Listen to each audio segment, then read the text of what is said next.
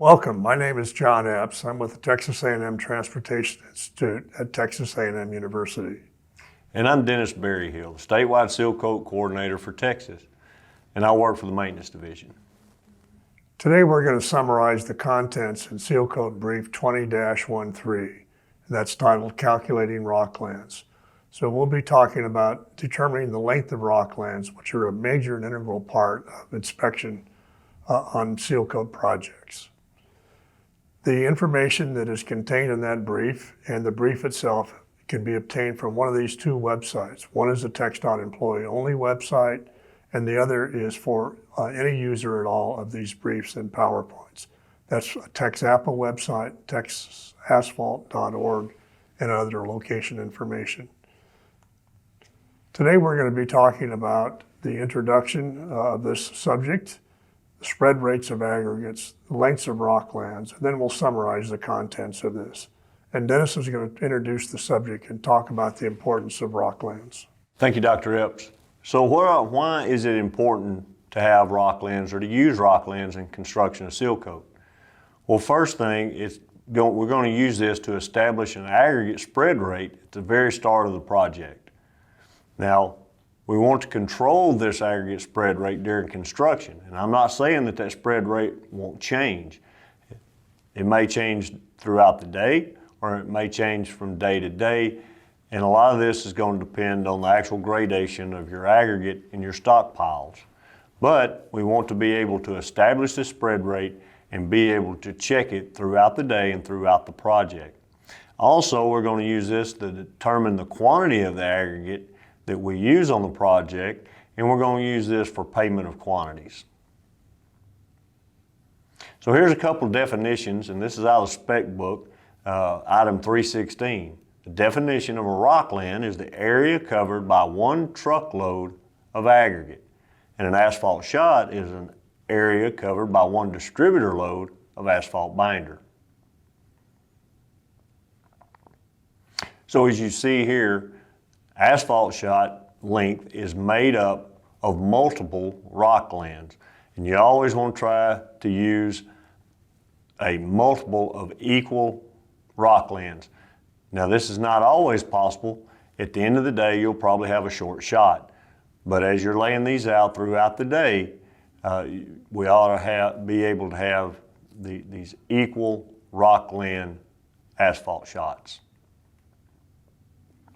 So we're going to talk about spread rate of aggregates a little bit, and for this we're going to go to Dr. John Epps. The spread rates of aggregates are given on the plans and specifications, and then they need to be adjusted for the field situations themselves, primarily for the aggregate that's actually used on the project. When plans and specifications are developed, the actual rock that is going to be used on that project is not known. Certainly the grade is specified, but the source of the rock, shape, texture of the rock, etc., is not known.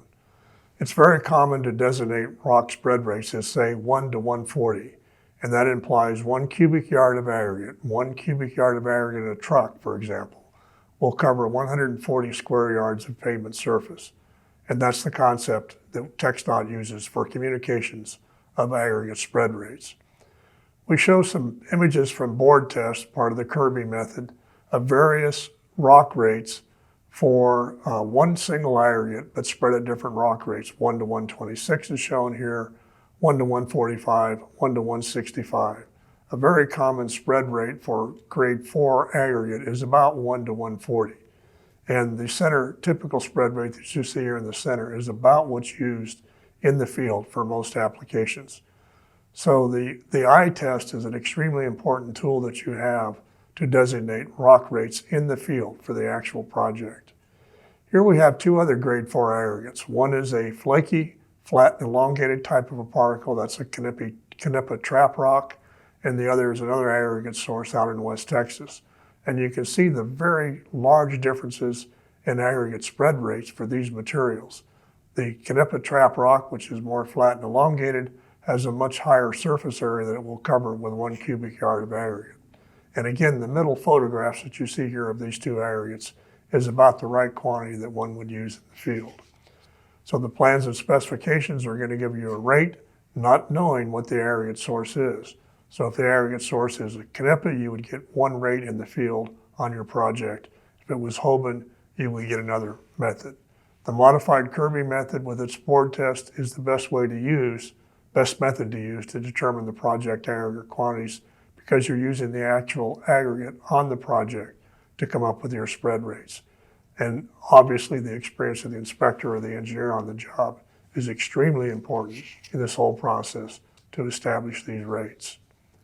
Again, we want to remind you the aggregate spread rates on the plans are estimates only, because you don't know the aggregate's going to be used and the conditions of the roadway. And the differences between this spread rate on your plans and what you use in the field needs to be discussed and come to an agreement with the contractor very early on in the project, because it does affect quantities and pay factors associated with these projects. Next, we're going to talk about how to determine the length of a rockland, the calculations associated with that, and Dennis is going to talk about that. Thank you, Dr. Epps. So to determine the length of our rockland, there's a few things that we're going to need to know. One is the volume of the truck in cubic yards. What will it legally haul? Then we're going to need to know the spread rate that we would like to use. We need to identify that, and then we need to know the width of our rockland or our shot. This is the width that we're going to cover up with our aggregates, and this will give us the length of our rockland. So here's an example. So we're given, or we know what the volume of our truck is 12 cubic yards. We also know our intended rate is 1 to 140. As we've discussed before, 1 cubic yard covers up 140 square yards. We also know the width of our aggregate spread rate, or rockland, is going to be 12 foot. So we're going to take this information, we're going to take 12 cubic yards, multiply that times our spread rate of 140, then we're going to multiply that by 9 to get it back to square feet. Once we have that in square feet, we're going to divide it by the width, which is 12 feet, and this will give us the length, 1,260 feet. This is the distance that one 12 cubic yard truck will cover up at a spread rate of 1 to 140. So in summary, rocklands are very important to be able to establish our shot lengths, and also to help set our aggregate spread rates. And it's going to be important to be able to get our quantities accurate. Like say our spread rate of aggregate, we need to determine that early on in the project. We've gone over how to calculate the length of a rockland. And remember this, that an asphalt shot length is always an even multiple of rocklands. So thank you very much. I appreciate you watching this video. Hopefully we give you some tools to help improve the quality of your seal coat program in your district. Again, thank you, and please be safe.